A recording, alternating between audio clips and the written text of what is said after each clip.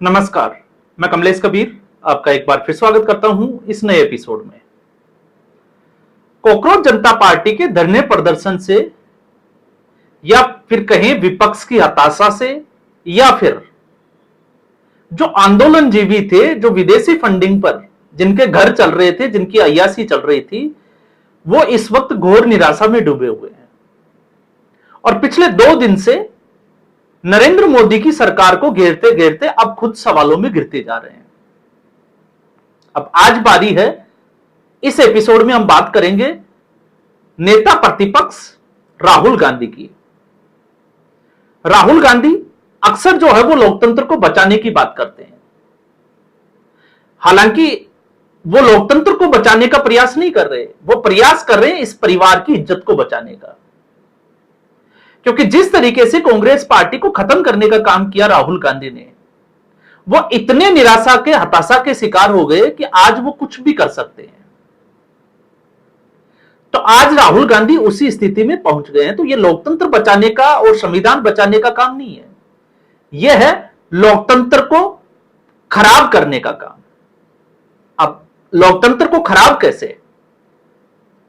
यही राहुल गांधी जिसके परिवार से 3 व्यक्ति प्रधानमंत्री रहे हो, जवाहरलाल नेहरू, इंदिरा गांधी और राजीव गांधी। जवाहरलाल नेहरू को छोड़ दे तो इंदिरा गांधी और राजीव गांधी की हत्या की गई। इंदिरा गांधी की हत्या प्रधानमंत्री आवास में हुई और बावजूद इसके प्रधानमंत्री आवास के पास राहुल गांधी इस तरीके की छिछोरी हरकत करते हुए दिखाई दिए। अब जो लोग इसको लेकर खुश हो रहे होंगे कि राहुल गांधी पीएम आवास तक पहुंच गए, तो ऐसे में राहुल गांधी की बेवकूफी और कांग्रेस पार्टी किस तरीके से काम करती है, उसकी बुनियाद क्या है, उस झूठ की बुनियाद का हम थोड़ा सा जो है वो आकलन कर लेते हैं। आखिर ये लोग प्रधानमंत्री आवास के नजदीक कैसे पहुंचे? क्योंकि वहां पर तो सुरक्षा घेराव होता है, एक प्रोटोकॉल होता है। क्योंकि एसपीजी के पास तो इस तरीके का प्रोटोकॉल दिया हुआ है कि अगर उस सुरक्षा घेरे को कोई तोड़ दे तो एसपीजी डायरेक्ट जो है वो शूट कर सकती है, उनके ऊपर कोई केस नहीं चलेगा। तो फिर ये लोग पहुंचे कैसे? तो पहुंचे इसलिए क्योंकि आज कांग्रेस पार्टी के पपेट मल्लिकार्जुन खड़गे का बर्थडे था और जो लोग वहां पहुंच रहे थे उनको कॉल जो है वो यही कहने को कहा गया था कि आज मल्लिकार्जुन खड़गे का जो है वो बर्थडे है, वो उनके आवास पे पहुंच रहे हैं। और मल्लिकार्जुन खड़गे का आवास प्रधानमंत्री आवास के साथ उसी राजाजी मार्ग पर है जहां पर प्रधानमंत्री का आवास स्थित है। तो ये सारे लोग वहां पहुंच गए और जो कांग्रेस पार्टी के मीडिया जो कवरेज करते हैं, जो पत्रकार महोदय हैं, उन सबको पहले जो है वो इससे अवगत करा दिया गया था कि कुछ बड़ा होने वाला है, कुछ अलग होने वाला है। और जब वहां पर कांग्रेस के नेता इकट्ठे हो गए तो फिर वहीं सड़क पर बैठकर धरना प्रदर्शन की नौटंकी शुरू। अब आप सोचिए कि राहुल गांधी को इस देश के छात्रों के भविष्य का कितना जो है वो आप सोच सकते हैं कि चिंता है। जो व्यक्ति पिछले 20 साल से एक सोनम वांगचुक नाम का व्यक्ति धरने पर बैठा हो, जंतर मंतर पर अनशन कर रहा हो और वो विदेश में मौज मस्ती कर रहा हो, 30 दिन से ये मुद्दा चल रहा है, तो उस व्यक्ति को अब तक जो है वो याद नहीं आई कि छात्रों का भविष्य क्या है और उसकी चिंता कैसे करनी है। आप खुद सोचकर देखिए, जिस व्यक्ति को चुनावों के दौरान अपनी पार्टी की चिंता ना हो, और हम एक बार नहीं बहुत बार जो है वो इसकी बात कर चुके हैं। दिल्ली के विधानसभा चुनाव में राहुल गांधी 4 दिन तक अपने घर से बाहर नहीं निकले और कांग्रेस पार्टी के लोग बोलते रहे कि राहुल गांधी बीमार है। अरे एक 56 साल का प्रधानमंत्री ने जो कहा वो बिल्कुल ठीक कहा कि 56 साल के युवा विद्यार्थी को चिंता होनी चाहिए। ये 56 साल का युवा विद्यार्थी चुनाव के दौरान बीमार हो जाता है और एक व्यक्ति 2001 के बाद आज तक जो है उसको किसी ने उबासी मारते हुए नहीं देखा। उसका नाम नरेंद्र मोदी है, जिसने एक दिन अपने कार्यालय से छुट्टी नहीं ली हो। तो आप में युवा कौन है, आप खुद जो है वो इसका अंदाजा लगा सकते हैं। तो इसको छात्रों की चिंता नहीं है, तो फिर अचानक जो है वो ये करने की सूझी कैसे, आज जरूरत क्यों पड़ी? उसके पीछे का कारण था अभिजीत दीप के। भले ही उसने जो भी किया गलत किया, कॉकरोचों का जो है वो हम समर्थन नहीं करते, लेकिन राहुल गांधी के लिए चिंता का जो कारण था वो अभिजीत दीपके था। अभिजीत दीपके के नेतृत्व में कल जो हुआ वो पूरे देश ने देखा और उसने राहुल गांधी को कमजोर कर दिया। तो राहुल गांधी चाहते तो जंतर मंतर जा सकते थे अभिजीत दीपके का समर्थन करने, लेकिन इससे वो छोटे पड़ जाते। तो उन्होंने वही जो मांग रखी जो कॉकरोच जनता पार्टी ने रखी कि धर्मेंद्र प्रधान का इस्तीफा, और उसकी भी कहानी जो है वो इस तरीके की है। जितेंद्र प्रसाद राज्य मंत्री है, केंद्रीय राज्य मंत्री, वो पहुंचे, उन्होंने राहुल गांधी से बात की और राहुल गांधी ने जो डिमांड रखी उसके ऊपर खबर यह है, और जितेंद्र सिंह का खुद का जो है वो आप प्रेस कॉन्फ्रेंस इंटरव्यू देख लीजिए, वो बोल रहे हैं कि शीर्ष नेतृत्व से बात करके उन्होंने हामी भर दी कि कल जो है वो इसके ऊपर चर्चा हो जाएगी। लेकिन राहुल गांधी ने उसके तुरंत बाद धर्मेंद्र प्रधान का इस्तीफा मांग लिया, और वो भूल गए कि नरेंद्र मोदी इस तरीके से आंदोलन करके, ब्लैकमेल करके अगर आप किसी का इस्तीफा लोगे तो ये नरेंद्र मोदी के नेचर का हिस्सा नहीं है।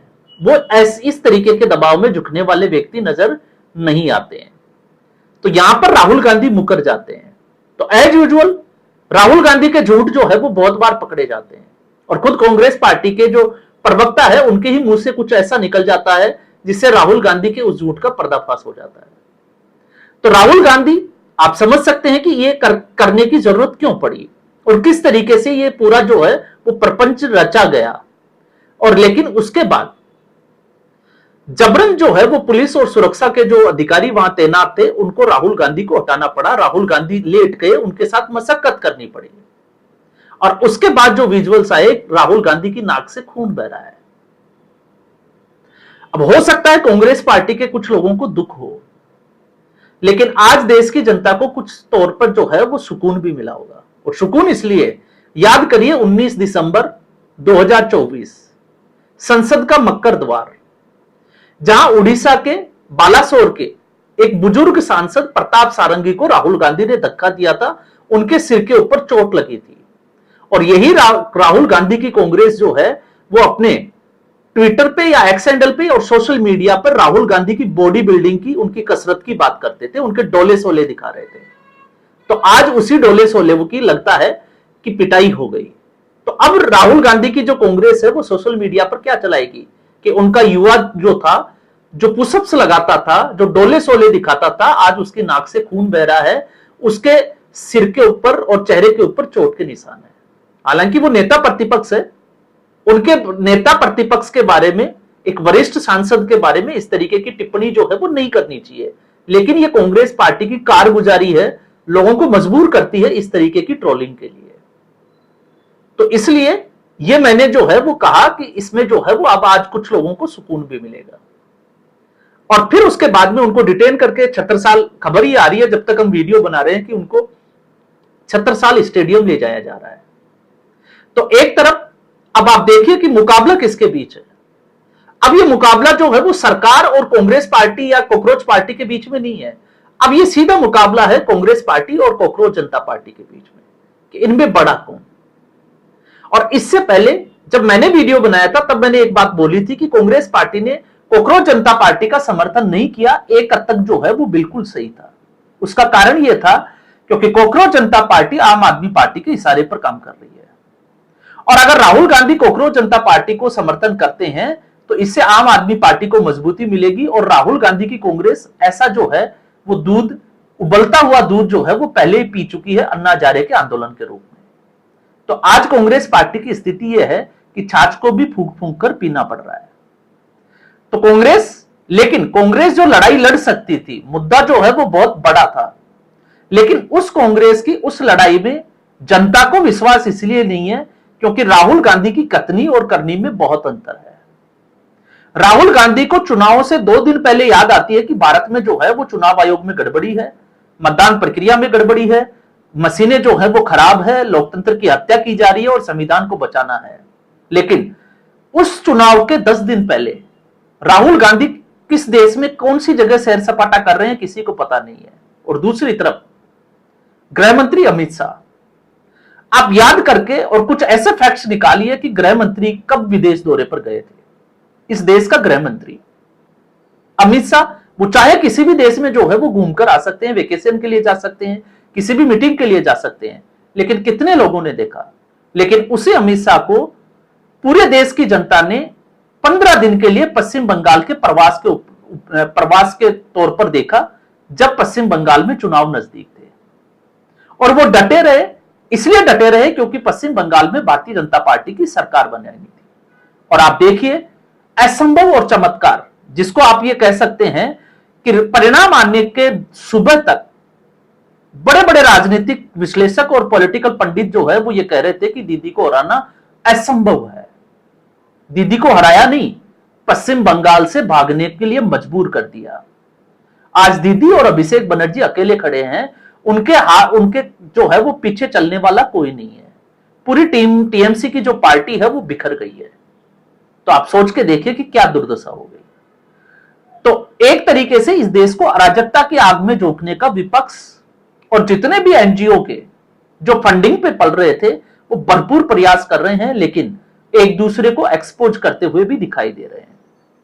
तो राहुल गांधी की असलियत और कांग्रेस पार्टी की असलियत क्या है आपको समझ में आ गया होगा, और इससे आप अंदाजा भी लगा सकते हैं कि कल संसद नहीं चलेगा।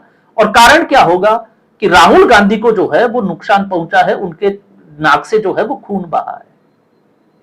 लेकिन इसी राहुल गांधी को एसपीजी का प्रोटोकॉल मिला हुआ था, प्रियंका वाड्रा उसको भी मिला हुआ था, और फिर इस तरीके की जो है वो घिनौनी हरकत करे। तो मुझे लगता है कि अब वो वक्त आ गया है जिस तरीके से इस देश का एक बड़ा जनसमर्थक जो है वो डिमांड कर रहा है कि अब ऐसे लोगों के खिलाफ सख्त एक्शन होना चाहिए और इस सरकार को एक्शन लेना ही चाहिए। और मुझे लगता है कि अब वो वक्त जो है वो आ भी चुका है ऐसे लोगों का, क्योंकि कल जो हुआ संसद मार्च के बीच में वो कम हुआ, उससे ज्यादा की उम्मीद थी कि उससे ज्यादा होना चाहिए था। और ऐसे लोगों को अगर आप देखोगे तो डिटेन करके उनके जो है वो सीसीटीवी खंगाल के उनकी टांगे तोड़ देनी चाहिए कि दोबारा जो है वो इस तरीके की हिमाकत ना करे। तो आज के एपिसोड में बस इतना ही। उम्मीद करूंगा वीडियो जो है वो कुछ लोगों को बुरा जरूर लगेगा, लेकिन सच्चाई यही है कि कांग्रेस पार्टी इस वक्त हाशिए पर जा चुकी है और राहुल गांधी निराश है, हताश है, उनको कोई रास्ता बिल्कुल भी नहीं सूझ रहा है, इसलिए इस तरीके की हरकतें कर रहा है। तो फिलहाल के लिए इतना ही।